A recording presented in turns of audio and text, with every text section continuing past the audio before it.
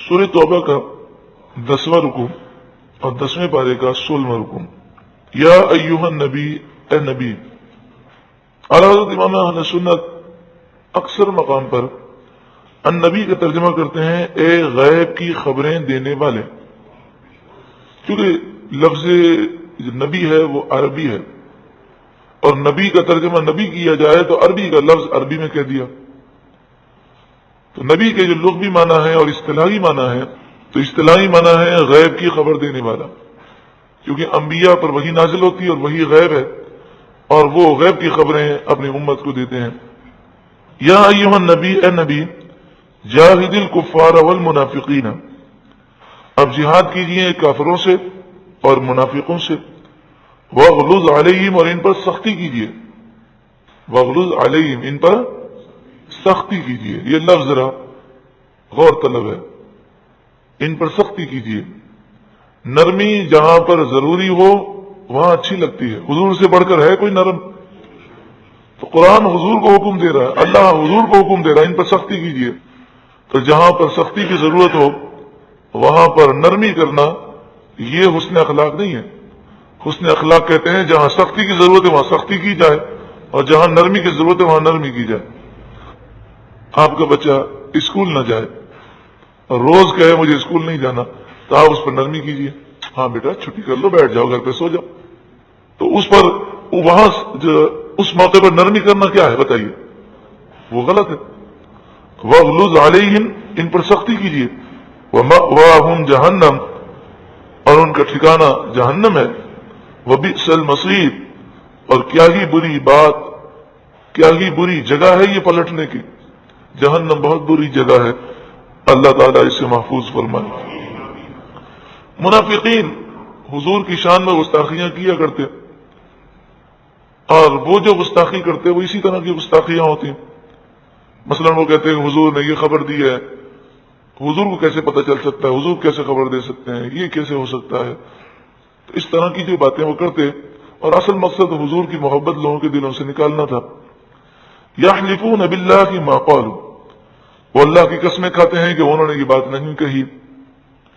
وَلَقَدْ قَالُوا كَلِمَةَ الْكُفْرِ، حالانکہ بے شک انہوں نے کفر کا کلمہ کہا ہے. وَكَفَرُوا بَعْدَ إِسْلَامِهِمْ، اور اسلام میں آ کر وہ کافر ہو گئے. وَهَمُّوا بِمَا لَمْ يَنَالُوا، اور وہ چاہا تھا جو انہیں نہ ملا.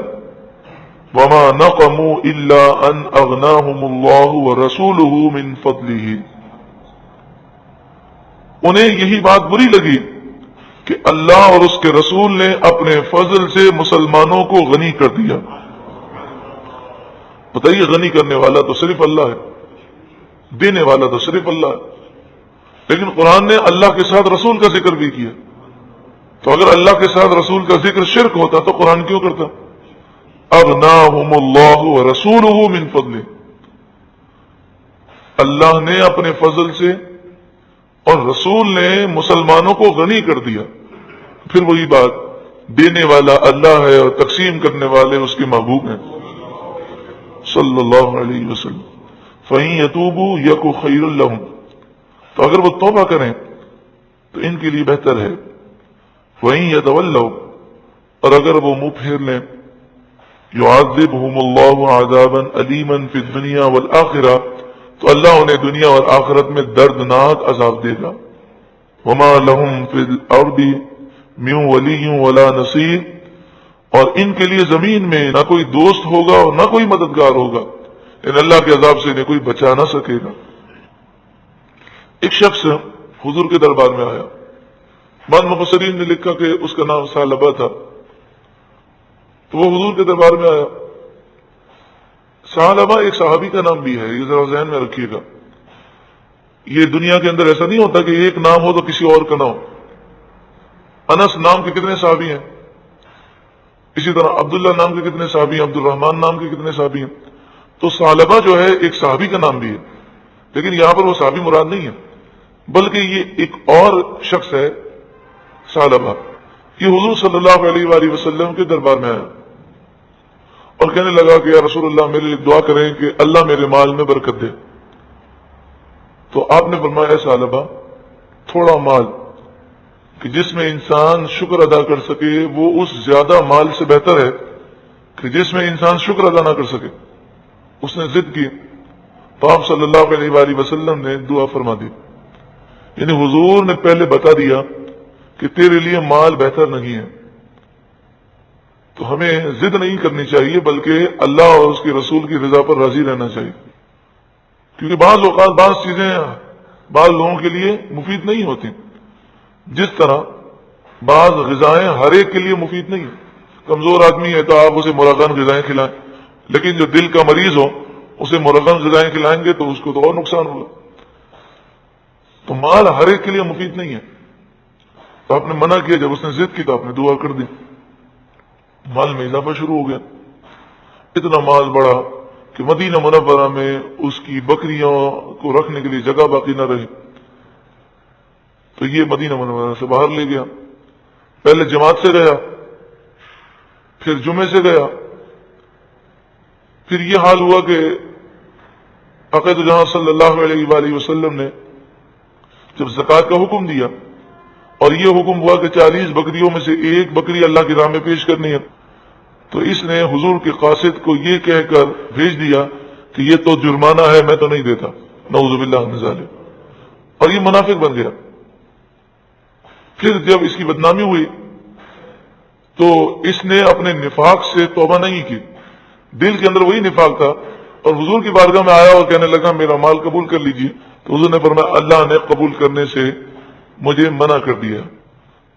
اس وجہ سے منع کیا گیا کہ وہ منافق تھا.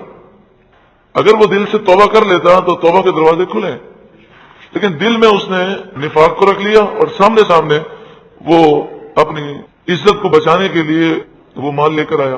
صدیق اکبر کے دور میں، حضرت عثمان غنی کے دور میں، حضرت عمر کے دور میں، حضرت عثمان غنی کے دور میں، لیکن کسی خلیفہ نے اس کا مال نہیں لیا. کہ جب رسول اللہ نے نہیں لیا تو ہم کیوں لیں؟ یہاں تک کہ عثمان غنی کے دور میں یہ نفاق کی حالت میں مر گیا.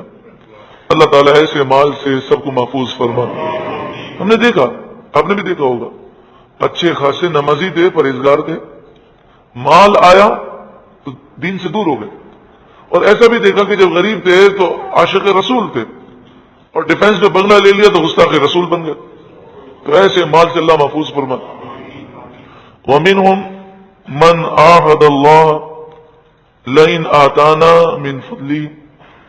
اور ان میں سے کوئی وہ ہے جس نے عہد کیا اللہ سے، لَئِنْ آتَانَا مِنْ فَضْلِهِ، اگر اللہ اپنے فضل سے ہمیں دے گا، لَنَصَّدَّقَنَّ، تو ضرور بضرور ہم اس کی راہ میں دیں گے. کیونکہ اس نے کہا تھا کہ میں مال کا حقوق ادا کروں گا اور میں خوب اللہ کی راہ میں مال خرچ کروں گا. جس طرح لوگ کہتے ہیں جی دعا کریں عثمان غنی کا خزانہ مل جائے.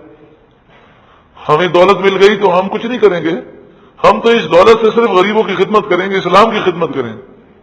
اسلام کی خدمت کے اور بھی تو طریقے ہیں، لیکن جب دولت آ جاتی ہے تو پھر اسلام کی خدمت کرنے والے تو بہت ہی کم لوگ ہیں. لَنَصَّدَّقَنَّ، ضرور بضرور ہم اللہ کی راہ میں دیں گے. وَلَنَكُونَنَّ مِنَ الصَّالِحِينَ، اور ضرور بضرور ہم نیکوکاروں میں سے ہو جائیں گے. فَلَمَّا آتَاهُم مِّن فَضْلِهِ، پھر جب اللہ نے انہیں اپنے فضل سے دے دیا، بَخِلُوا بِهِ، انہوں نے بخل کیا، وَتَوَلَّوْا وَهُمْ مُعْرِضُونَ، اور وہ منہ پھیر کر پلٹ گئے. فَعَاقَبَهُمْ نِفَاقًا فِي قُلُوبِهِمْ، حضور نے مال کیوں قبول نہ کیا؟ اللہ ایسا ناراض ہوا کہ اللہ نے ان کے دلوں میں ہمیشہ کے لیے نفاق کو ڈال دیا. تو اس کے پیچھے اللہ نے ان کے دلوں میں نفاق رکھ دیا. الی یوم یلقونہ، اس دن تک ان کے دلوں میں نفاق رہے گا جس دن وہ اللہ سے ملاقات کریں گے. بما اخلف اللہ ما وعدوہ، یہ اس وجہ سے کہ جو انہوں نے اللہ سے وعدہ کیا تھا وہ وعدہ خلاف ورزی کی، انہوں نے وعدے کے خلاف کیا. وَبِمَا كَانُوا يَكْذِبُونَ، اور اس وجہ سے ان کے دلوں میں نفاق رکھ دیا گیا کہ وہ جھوٹ بولا کرتے تھے.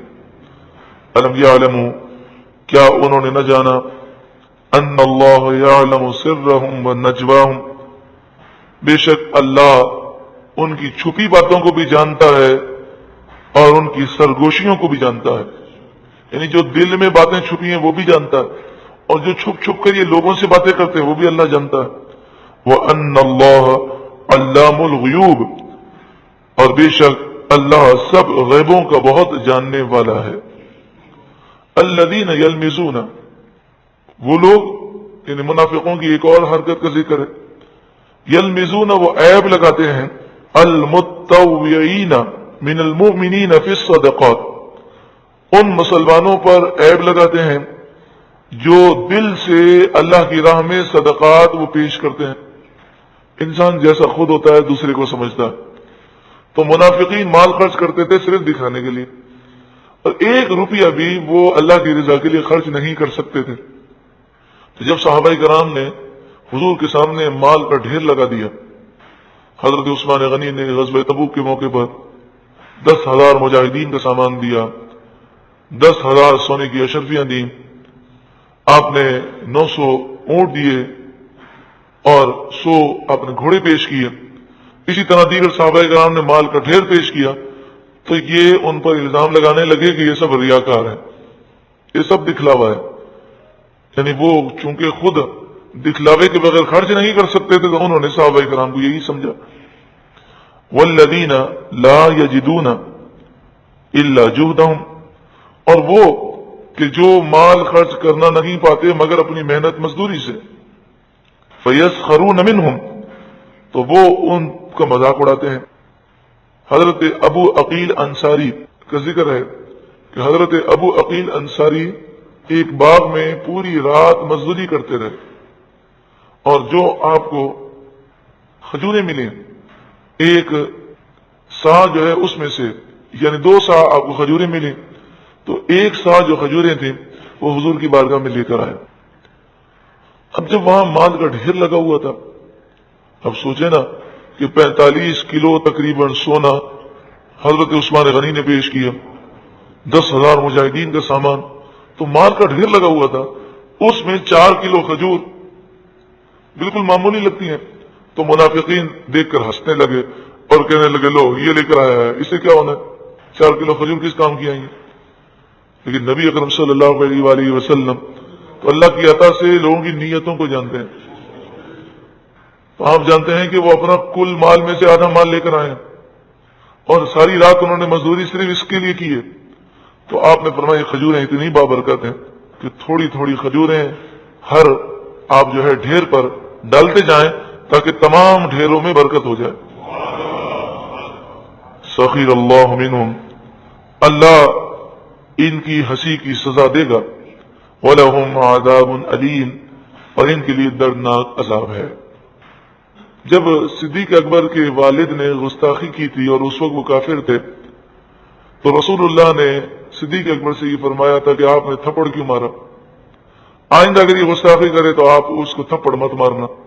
تو حضور تو آپ رحمت فرمانے والے ہیں، آپ تو اپنی ذات کے لیے جلال نہیں فرماتے، لیکن جسے رسول اللہ سے محبت ہے وہ کوئی رعایت دینے کے لیے تیار نہیں ہے۔ تو صدیق اکبر نے حضور کے سامنے کیا کہا، یا رسول اللہ میں نے تو تھپڑ مارا ہے، اللہ کی قسم اگر اس وقت تلوار ہوتی تو میں اپنے باپ کا سر اڑا دیتا، مجھ سے آپ کی گستاخی سنی نہیں جا سکتی۔ تو اللہ تبارک و تعالیٰ اپنے محبوب سے پیار فرماتا ہے، تو حضور صلی اللہ علیہ وآلہ وسلم ان گستاخوں کے لیے بھی یہ دعا کرتے ہیں کہ اے اللہ تو ان پر غضب نازل نہ فرما، ان کے لیے استغفار کریں، او لا تستغفر لهم، یا آپ ان کے لیے استغفار نہ کریں، ان تستغفر لهم، اگر آپ ان کے لیے معافی چاہیں 70 مرہ، کتنی دفعہ؟ 70 مرتبہ، فلن یغفر اللہ لهم، اللہ تعالیٰ آپ کے گستاخوں کو ہرگز بخشے گا نہیں۔ ذالک بانہم کفروا باللہ ورسولہ، یہ اس وجہ سے کہ انہوں نے آپ کی گستاخی کر کے در حقیقت اللہ کے ساتھ کفر کیا اور اللہ کے رسول کے ساتھ کفر کیا ہے۔ واللہ لا یہدی القوم الفاسقین، اور اللہ فاسقوں کو راہ نہیں دیتا۔ اللہ رب العالمین ہمیں سچی پکی حضور کی محبت عطا فرمائے۔ لیکن محبت کے لیے ضروری ہے کہ جس سے محبت کی جاتی ہے اس کے احکامات پر عمل کریں۔ کتنے افسوس کی بات ہے کہ آج دین اسلام کے خلاف کتنی سازشیں ہو رہی ہیں. کئی ایسے لوگ تھے جو پہلے صحیح العقیدہ مسلمان تھے لیکن وہ بدعقیدہ ہو گئے. کوئی مرزا غلام قادیانی کو نبی ماننے لگا، تو کوئی حدیث کا منکر ہو گیا، تو کوئی تقلید کا منکر ہو گیا، تو کوئی مسلمانوں بشیر کو بدعت کے الزامات لگانے لگا. ایسا کیوں ہوا؟ ایسا اس لیے ہوا کہ ہم نے سستی کا مظاہرہ کیا. اگر عشق و محبت رکھنے والا ہر فرد ایکٹیو ہو جائے اور وہ اپنی زندگی کا مشن رسول اللہ کی محبت کو عام کرنا بنا لے تو یہ بد عقیدہ مذہب اور یہ بد مذہبیت یہ پھیلنے سے رک جائے. لیکن ہم دوسرے لوگوں کی کیا تربیت کریں؟ ہمارا حال یہ ہے کہ اپنے گھر کی بھی فکر نہیں ہوتی. ہمارے بچے کہاں جا رہے ہیں، کہاں بیٹھ رہے ہیں، کیا دیکھ رہے ہیں، کیا سن رہے ہیں، کن مجلسوں میں جا رہے ہیں، کہاں مسجد میں جا کر نماز پڑھ رہے ہیں، کوئی فکر ہی نہیں ہے. تو آئیے ہم آج یہ نیت کریں کہ انشاءاللہ تعالی ہم سستی نہیں کریں گے.